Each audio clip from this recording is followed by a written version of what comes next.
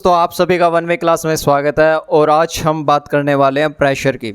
एक छोटा सा टॉपिक है पर क्वेश्चन अपने आप में बहुत सारे रखता है और वो क्वेश्चन लगभग बच्चा गलत भी करता है और लगभग बच्चा सही भी करता है। ये डिपेंड करता है कि आपने कहाँ से पढ़ा और कैसा पढ़ा है। ठीक है, तो आज हम बात करने वाले हैं प्रेशर की। प्रेशर होता क्या है?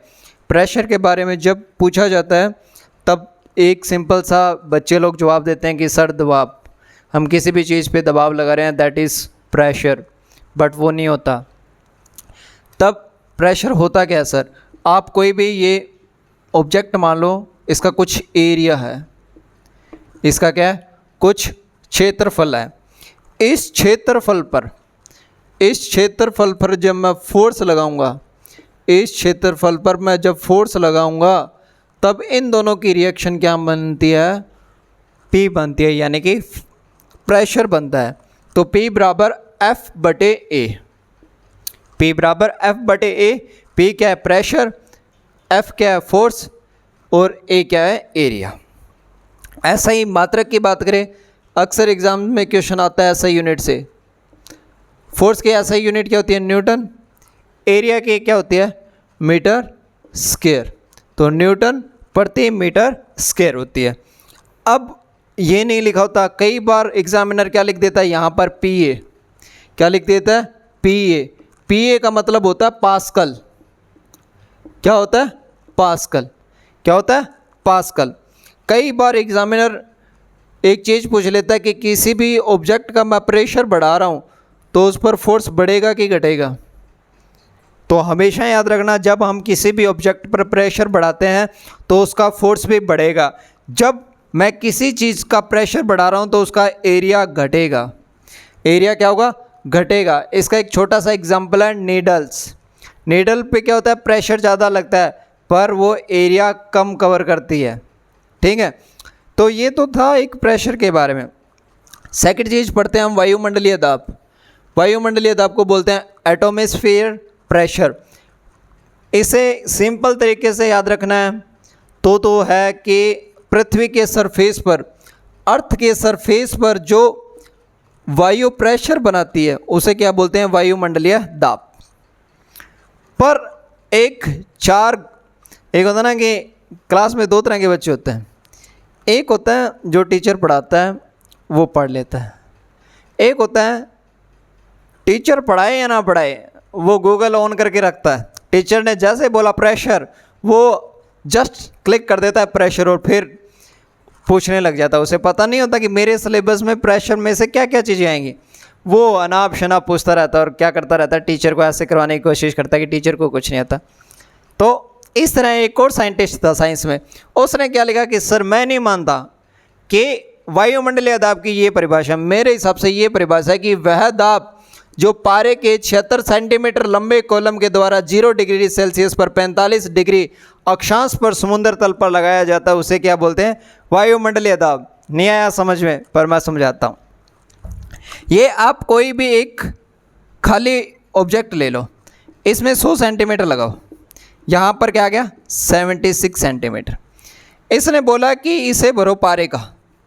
पारा यानी कि मरकरी, मरकरी मतलब Hg। अब क्या करो, इसने बोला इसका तापमान 0 डिग्री सेल्सियस पर रहना चाहिए और इसके 45 डिग्री अक्षांश पर जो प्रेशर लगता है नीचे की तरफ, वो क्या है? प्रेशर है। वो क्या है? That is called pressure. कौन सा प्रेशर? वायुमंडलीय दाब।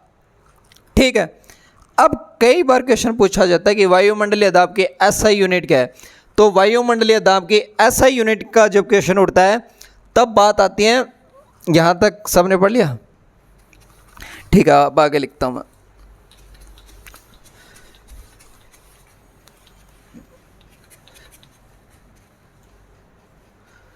जब बात आती है वायुमंडलीय, तो वायुमंडलीय दाब की SI यूनिट से क्वेश्चन पूछा जाए कि वायुमंडलीय दाब की SI यूनिट क्या है, तो उसकी SI यूनिट है बार। क्या है? बार। कई बार एग्जामिनर ये क्वेश्चन पूछ लेता है एक बार बराबर क्या होता है, तो 10 की पावर 5 न्यूटन प्रति मीटर स्क्वायर होती है। ये एक बार की होती है। वायुमंडलीय दाब को किस में नापा जाता है? बार में। जबकि प्रेशर को किस में नापा जाता है? पास्कल में। ठीक है। अब एक और चीज़ बता देता हूँ मैं आपको, ये अर्थ का सरफेस है। जैसे जैसे हम अर्थ के इस सरफेस के ऊपर जाते रहेंगे, यानी कि ये अर्थ का आप सरफेस मानो, जैसे जैसे हम ऊपर की तरफ जाते हैं वैसे वैसे प्रेशर घटता है, वैसे वैसे क्या होता है, प्रेशर घटता है, वैसे वैसे प्रेशर घटता है। पृथ्वी की सतह से हम जैसे जैसे ऊपर जाते हैं, पृथ्वी की सतह से हम जैसे जैसे ऊपर जाते हैं वैसे वैसे प्रेशर घटता है, वैसे वैसे दबाव घटता है।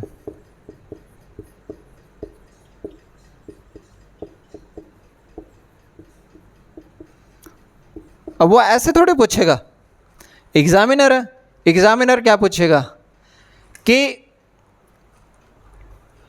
एक साइंटिस्ट है, वो एरोप्लेन पर बैठकर कहीं जा रहा है, उसकी जेब में एक फाउंटेन पेन है, उसकी जेब में फाउंटेन पेन की क्या लगी, स्याही लग गई, तो ये किस वजह से हुआ, एग्जामिनर ऐसा पूछता है।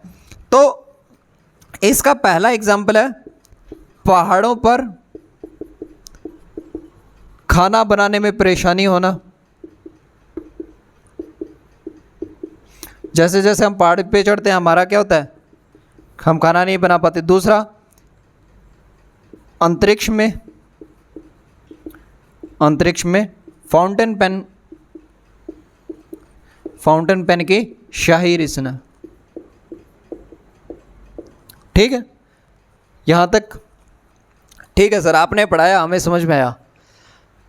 अब एग्जामिनर कई बार ऐसा पूछता है कि वायुमंडलीय दाब को किस यंत्र की मदद से नापा जाता है, वायुमंडलीय दाब को किस यंत्र की मदद से नापा जाता है या मेजरमेंट किया जाता है। अब जिसने पढ़ा होगा, और ये सब नहीं पढ़ा होता है, ये ऐसा नहीं है कि मैं कुछ अलग पढ़ा रहा हूँ, सब नहीं पढ़ा होता है। वायुमंडलीय दाब को किस में मेजरमेंट किया जाता है, बोरोमीटर में। किस में, बैरोमीटर भी बोलते हैं, बोरोमीटर भी बोलते हैं, अलग अलग बुक हैं, लेकिन हमारा मुद्दा ये नहीं है बोरोमीटर है कि बैरोमीटर है, वहाँ पे ऑप्शन दोनों में से एक ही होगा। ज़्यादातर बुक्स बैरोमीटर बोरोमीटर दोनों ही बोला जाता है, हमारा मुद्दा ये नहीं है। अब हमारा मुद्दा क्या है वो बताता हूँ मैं। अब ये क्या है, ये आप मानो बैरोमीटर है, ये क्या है, बैरोमीटर है। इसमें क्या होता है, 1 से लेके 100 तक गिनती होती है, 1 से लेके 100 नंबर तक क्या है, काउंट है। और इसमें क्या भरा होता है, मरकरी भरी होती है। ये क्या भरी हुई है, मरकरी है।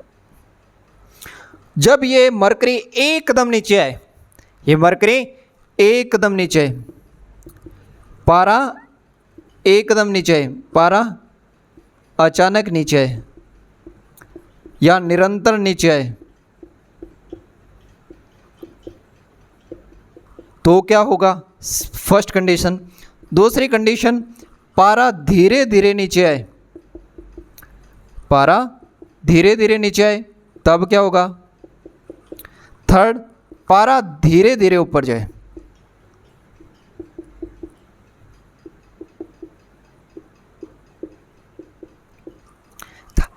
इन 3 कंडीशन से क्वेश्चन पूछे जाते हैं। जब पारा अचानक नीचे आए तो इसका मतलब है अब क्या आएगी, आंधी। अब क्या आएगी, आंधी, स्ट्रोम आएगा। क्या आएगी, आंधी या स्ट्रोम आएगा। जब धीरे धीरे नीचे आता है इसका मतलब क्या आएगी, वर्षात।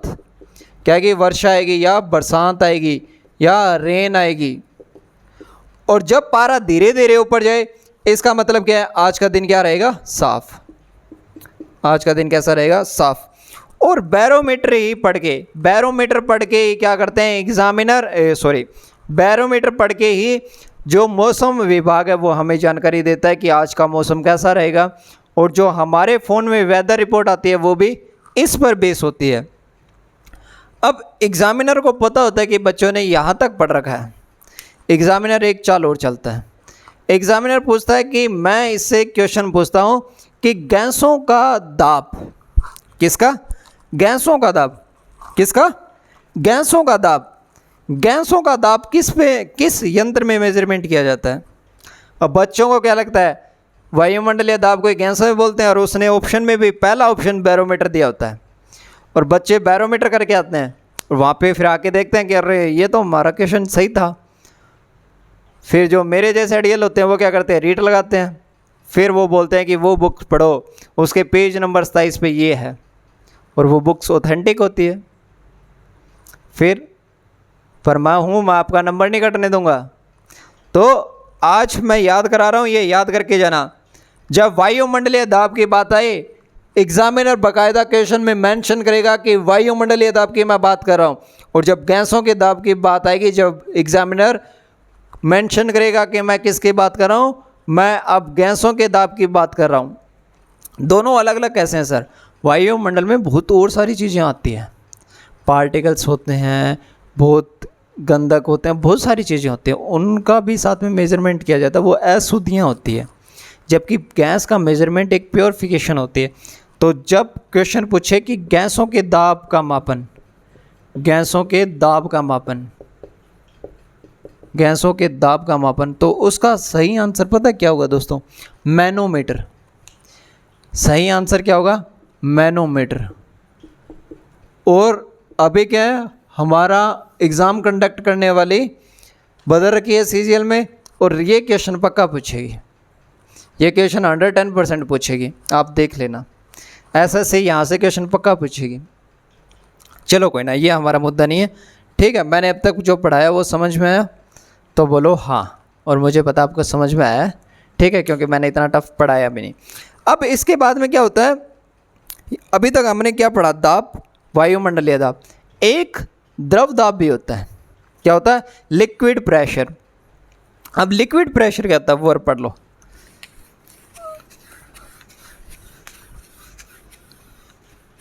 वन वे क्लास के चैनल को आप सब्सक्राइब नहीं करते, और पता है क्या सबसे बड़ी दिक्कत क्या है?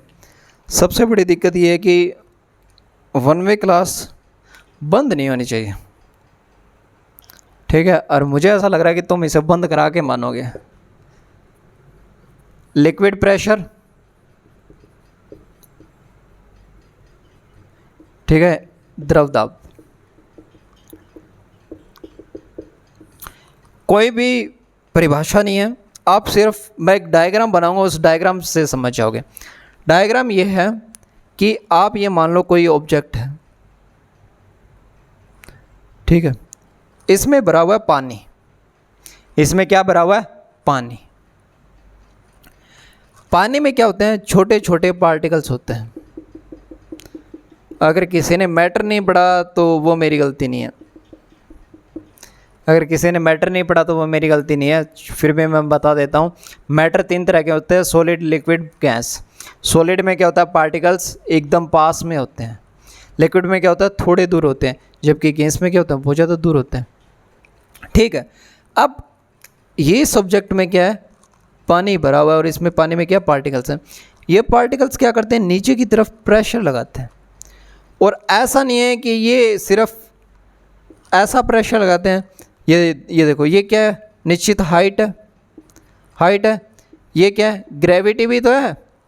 जब कोई चीज़, ये मार्कर है, ये मार्कर नहीं, आप ये क्या है? अब मैं इसको यहाँ पे छोड़ रहा हूँ, ये मेरे हाथ में गिर रहा है, ये किस वजह से? डेंसिटी की वजह से। डेंसिटी भी तो है वहाँ पर, तो डेंसिटी भी हो गई, और सॉरी ग्रेविटी भी हो गई, और हाइट भी हो गई। अब बात करते हैं डेंसिटी की। डेंसिटी क्या होता है? डेंसिटी होती है, आप पानी लो, ये पानी है, एक पानी में ऊपर शहद रखो, एक पानी में ऊपर तेल रखो, ठीक है, और क्वेश्चन पूछा जाएगा कि इन दोनों में से डेंसिटी किसकी ज़्यादा है? तो इसमें क्या है? इसमें शहद है, इसमें शहद है, और इसमें तेल है। शहद क्या होता है? शहद में हाई डेंसिटी होती है, जबकि तेल में लो डेंसिटी होती है। अगर हाई डेंसिटी है तो उसका प्रेशर बढ़ेगा, अगर हाई डेंसिटी है, घनत्व बोलते हैं दोस्त, हाई डेंसिटी है तो प्रेशर बढ़ेगा, अगर लो डेंसिटी है तो प्रेशर घटेगा। डेंसिटी होती क्या है? डेंसिटी होती है घनत्व, घनत्व का मतलब होता है मास बटे वॉल्यूम, मास बटे वॉल्यूम, ठीक है, मास बटे वॉल्यूम, ठीक है। तो इसमें क्या है, ये सारे कण क्या करते हैं, फोर्स लगाते हैं, और इसका फॉर्मूला बनता है P बराबर H इंटू डी इंटू जी। P क्या है यहाँ पर, प्रेशर, दाब, H क्या है, हाइट, D क्या है, डेंसिटी, और G क्या है, ग्रेविटी, क्या है, ग्रेविटी, ठीक है। अब लिक्विड प्रेशर जब डिफाइन हो चुका था, तब एक हमारे महान वैज्ञानिक आए जिनका नाम है पास्कल। पास्कल ने बोला कि साहब मैंने अलग 2 नियम बनाए हैं, उन नियम पे आप पढ़ो कि लिक्विड प्रेशर क्या होता है, और अब अपने क्या करेंगे, अब अपने पास्कल का नियम पढ़ेंगे। महान काम नहीं किया, पास्कल ने जो मैंने बताया वही चीज़ें रिपीट की। पास्कल ने पहली चीज़ क्या बोली, पास्कल ने बोला कि एक होता है चलता हुआ पानी, एक होता है रुका हुआ पानी। आप ये कोई तालाब मान लो और इसमें क्या है, पानी रुका हुआ है। इसे एग्जाम्पल लेते हुए पास्कल ने बोला कि आप यहाँ पर मानो ग्रेविटी क्या है, जीरो, ग्रेविटी क्या है, जीरो, कोई ग्रेविटी नहीं लग रही।